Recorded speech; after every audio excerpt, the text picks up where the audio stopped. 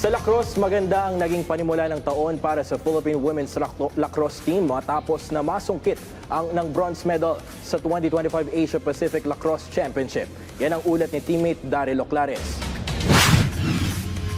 Bagamat unang beses pa lamang sumalang ng Philippine Women's Lacrosse Team sa 2025 Asia Pacific Women's Lacrosse Championship, kasaysayan na agad ang kanilang nakamit sa torneo. Naibulsa ng Pilipinas ang bronze medal matapos na talunin ang Chinese Taipei nitong Sabado sa Battle for Third na nagwakas sa score na 18-6. Nanguna sa ating lacrosse squad si Steph Lasso na nakapukol ng 5 goal.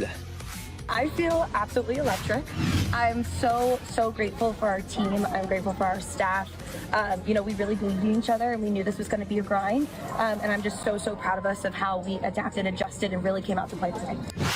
Bago makasungkit ng medalya, agad na nagpakitang gilas ang pambansang kupunan sa pool play na pinatumba ang mga powerhouse teams na China at Hong Kong. Dahil dito, kwalipikado na ang bansa sa una ring pagkakataon sa 2026 World Lacrosse Women's Championship na gaganapin naman sa Japan. Kaya ibinahagi ni Lasso kung ano ang naging susi nila para maging matagumpay ang kanilang kampanya sa torneo.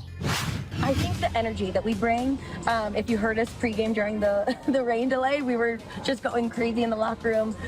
It's really that energy that brought us together, and the belief in each other that, we look to the person to your left, to your right, and know that they believe in you. So that was a really big key for us to win the bronze medal today. Daryl Oclares para sa Atletang Pilipino para sa Bagong Pilipinas.